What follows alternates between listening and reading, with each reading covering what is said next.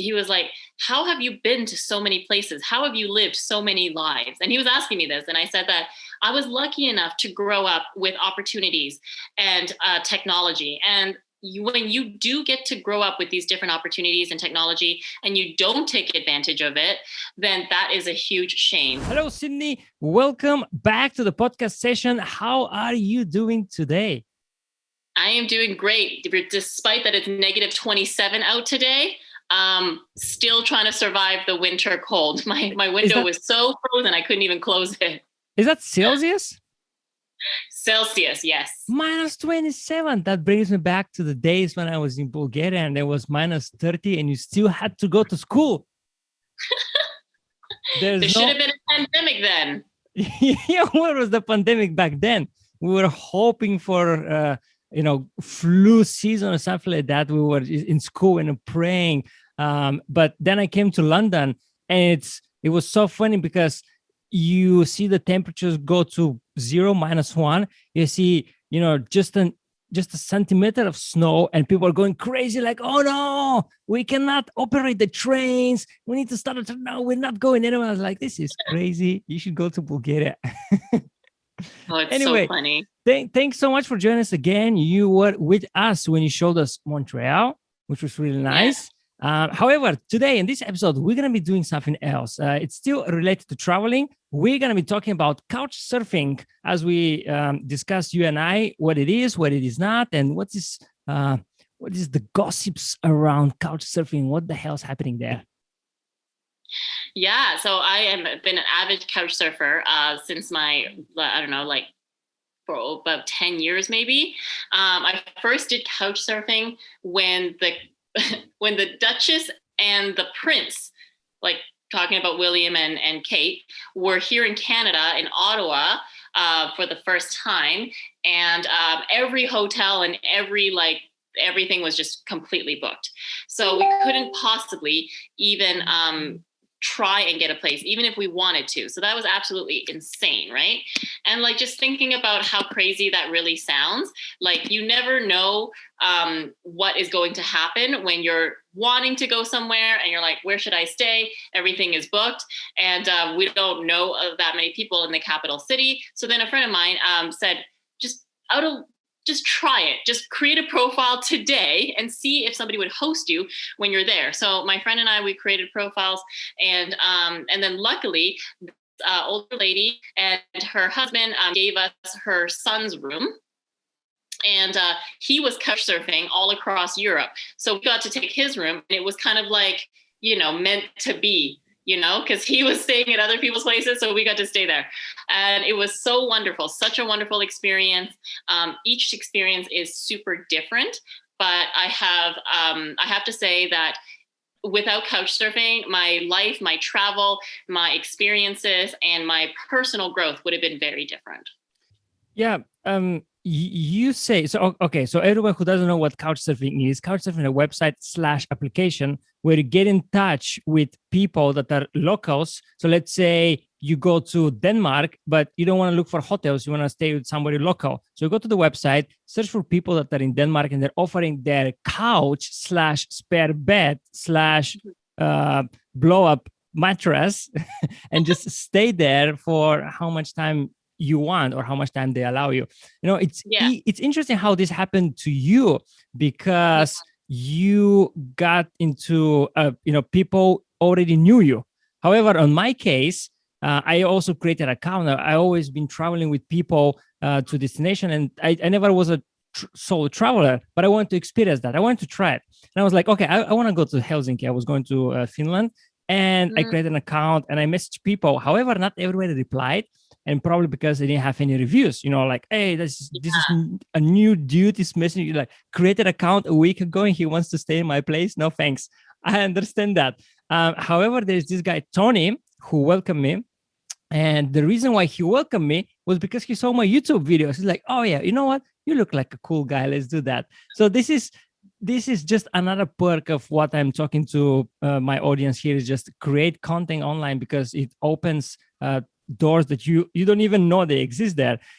So after your first experience with Couchsurfing, did you start loving it, or is like, okay, let's try it a bit more? Like, what happened after that? I actually immediately wanted to experience it as a host. So I had that, Oh. you have that feeling that when somebody was so kind and generous to you, because this is all free, they're doing it for free. They didn't ask for anything. If anything, they will like offer to feed you sometimes too.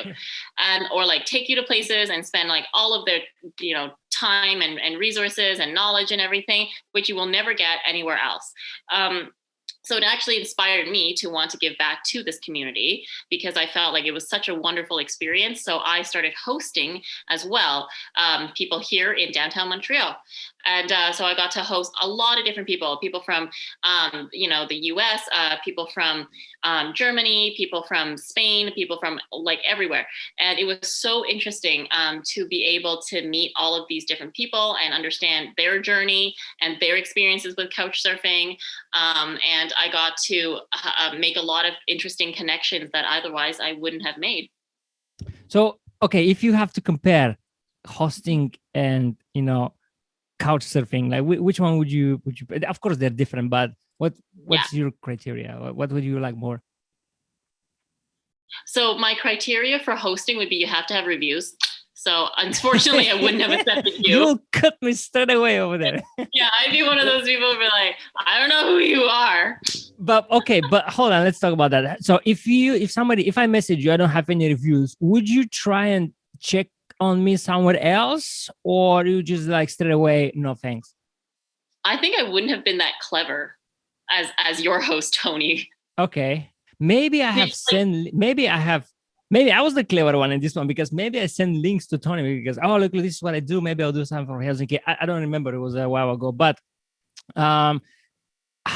let's talk about it. No, before we go back to this, I want to go back to this, but for somebody new who is new into couch surfing, how can they jump over these barriers of no reviews? Yeah, so you can host because there's a lot of people that are wanting to, probably visit your area. So that is a great and fast way to get reviews, is just to host somebody. And even if you don't, like, let's say you live with your parents or other roommates who don't want you to host, there's an option for you to just take people around and just hang out. So take them to wherever you locally hang out, a sports bar, or take them on a tour, or take them just wherever, right? And I've done that as well at times too. So I've done actually all of them. And I feel like I like hosting and surfing a little bit more than I like the whole meeting thing, but I also really enjoy that during times where I couldn't. So those are great ways to get reviews super easy. The other way, for other hosts who don't care about reviews, would be that you have to write something that is meaningful. So tell somebody why you are there. Why did you choose that place? Why did you choose that city? And why did you choose that person? Okay. So first step, always work towards your reviews, but it makes sense. It makes sense. Okay. So let's go back to your criteria then. Has the person who needs to has reviews? Then what else? Hopefully they don't have bad reviews, because they show up on the site a little differently than all their other reviews. So usually if they have even one bad review, that will be very easy to find. So hopefully you don't have bad reviews. That's important. You can't just have any review. Okay. Any other? So you're basically looking at the reviews. I do look at that a lot. And when I was traveling Asia, for example, this was when I was a surfer. So I was staying in different hostels all around. I didn't really know my schedule, but I wanted somebody to hang out with and show me around and stuff. And so when I posted, there were a few people that did reply back, which was great. In Asia, from my experiences or the places that I went to, it was harder to get a host anyway. But that was fine as long as, I felt like I could connect with locals there. So I found a girl who was my age, and she took me everywhere on her motorcycle, which was amazing. This was in Bali. Took me out with her friends. Hold on, sorry. The connection got bad. I didn't hear. This was where? Bali, Indonesia. Oh, Bali. Okay. Yeah. And so she took us out. She took me out and doing exactly what she does every single Friday, which was go to karaoke with her friends. So we all did that, and they wanted to hear me sing with an American accent. like all their songs, and like I was by far the worst one. And then she took me around to go snorkeling and to go like boating, and like the locals got way better deals than any tourist ever would. But because I do look Asian, she was like, just sit on my motorcycle, put the helmet on, and like don't talk to anybody, and I will make the deals and get us these day trips and everything. And it was amazing. Everything cost like $15 for like the whole day. It's great. And this includes the boat. So, so probably you jump into my next question. So, but first of all, how many experiences you had as a couch surfer? Oh Roughly. my gosh, Roughly. a lot. 50? Probably over 50. Probably 50. over 50. Okay. So yeah. On top of your head, which one is your favorite, to be in? Probably the one I had in Spain. Oh, where? Yeah. So in Spain, it was in a very small town that we've never heard of. So my boyfriend at the time and I were traveling around Europe, and then we realized that we really like to hang out with locals at certain parts of the day anyway, usually in the evenings, because we have no idea where to go. And also we don't speak Spanish. That also is a limitation. And so what happened was that one of the places we wanted to visit was Zaragoza. And that was the main city. However, they lived in Gesa. Yeah. Oh, so they lived in... Is it Huesca? No, it's Gelsa. Okay. Yeah. So this is like a small town. Like there was one store, and it was not a store. It was someone's home. And there's no way we would have found this store. And so they picked us up in the main city, and then drove us back to their place. And we stayed in this like kind of like a kid's room. It was like their attic that had like these like single beds, and then it had its own balcony, and it was super nice. They had their own wine cellar because apparently everybody there did. And then it was so amazing. So we asked them, we're like, why did you choose us? And they were both business owners. She had a psychology practice, and he owned his engineering firm. And they said, well, we are both business owners, and it is important to us to get to practice our English with travelers. I'm like, what a great idea. And it was so amazing that they did everything in English with us the whole weekend. They took us to a monastery. They told us the history of the Spanish Roman Empire, where the Queen was buried. They explained to us, all roads lead to Rome, and we got to walk on those roads.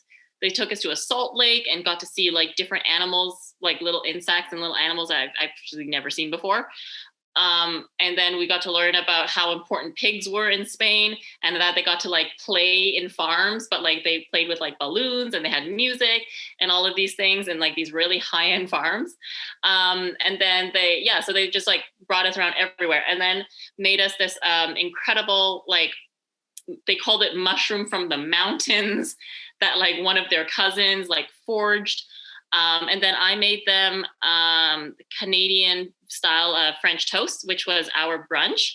And so this is how we made our brunch. But then I realized, I was like, I don't know how to get any of the ingredients here. So they took us to this like store, which was the back of this old lady's house. And it was so funny because I was like, do you have sliced bread, or do you only have these giant breads, right? And I was like, I can't make it if it's not like a sliced bread. And she's like, let me check in the back. I don't even know what that means. The back was just her living room. And she comes back, and she did have an American sliced bread. So that was great. And then we're like, okay, we also need maple syrup. And my host was like, oh, I know where there's maple syrup. It's at my mom's house. I'm like, your mom is the only person with maple syrup like in the whole village? Like, how do you know this? And it was because they traveled, and that was one of the things that they got was maple syrup. So I made them this French toast, and then wanted to go buy fruits. And so they're like, okay, we're going to bring you to a different old lady's house. Like I said, none of these places had signs, right? Yeah. That means that there's no way I would have found it if they were not with us consistently this whole time. And we went to another old lady's house, and she was like, okay, she gave us like, I don't know, 2 or 3 pounds of grapes. Like it was a lot of grapes. That's what she meant by fruits. And I'm like, why does she have so many grapes? She goes, this is the lady with the vineyard. So it was just like the grapes from her vineyard, and that was like our snack for the whole train ride. It was great. No, it's funny what you're saying, because if I just Google the place that you mentioned, and you can see Yeah. in 2018 the population was just under 1,000 people, so it's a really Yes, small and place. with the two of us, it was 997. Yeah, and when you were talking about this, I just imagine all the stories that we had in Bulgaria with all the village where it has one priest, one it has the mayor, it has the doctor, it has the teacher, and all is one. You have one. Yeah. And you actually brought me back in time when I was living in a village, and we had a house there, and I was going to buy bread. And as you said, they come in these big loaves of bread.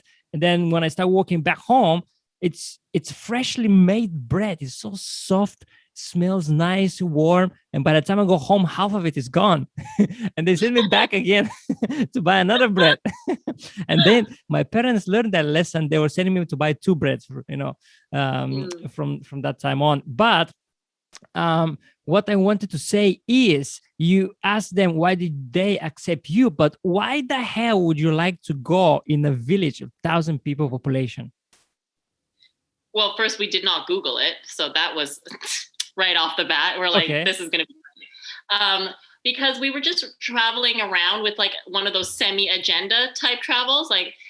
So that was the weekend of my birthday. So I had my birthday in Madrid, and then we wanted to go and see a couple more cities, but we didn't really know where. And so we just like sent out different requests to people just in the general region, which just means all over the country. And we're like, we'll see what happens. And we thought that Zaragoza was really interesting, interesting history. There was lots of things to see, but we didn't know where all the surrounding areas were. So when they accepted us, they wrote a really nice, like beautiful reply, like an email message to explain who they were and how they were really excited to have us, and that they really like things on our profiles too, which was great. And so I just felt like this was a really great connection. There was somebody who was about 5 or 7 years older than us, which was also great, because then like they probably bring us to places that are age appropriate for us. And they're like, and we have room for you. And also like, yeah, so we accepted them, not necessarily because we're like, we have to go to this village, but it was for all of those other kinds of adventure like factors that just came in, and it all really worked out so well. So basically, you wanted to go to Zaragoza, and then you didn't limit yourself only to Zaragoza, but you expand your radius. Okay, that makes sense. All right, interesting. So what would you say to somebody who is shy and is like, oh, no, couch surfing, no, I need to talk to people. Maybe they're dangerous. No, like, not for me. What would you say to those people? Yeah, I mean, for sure, anybody could be dangerous. That is a valid cautionary thought. But what if they have good reviews? Then they probably have good reviews. And probably not that bad. Yeah, I know. They're probably not that bad. Like somebody liked them, right? So a lot of the reviews, for example, will tell you a lot about the person, not just that they're great or whatever, but a lot of the reviews do actually tell you what they did. So like, this person took me here, this person did this, and this person like showed me around to these places, which will also give you an idea of what your experiences might be like, right? So somebody who, I don't know, goes to church and takes you to church with them. Maybe they're somebody who is of faith, and maybe churches is something that you really want to see, because that's apparently what you do a lot of when we go to Europe. We just see a whole bunch of churches we've never seen here, and then this person, likes to, do these kinds of activities. And then you can ask yourself, well, are these the kinds of things that I would normally do in my city? Yes or no? Do I have a lot in common with this host and with this person? And yeah, and so that's kind of how you would make your immediate kinds of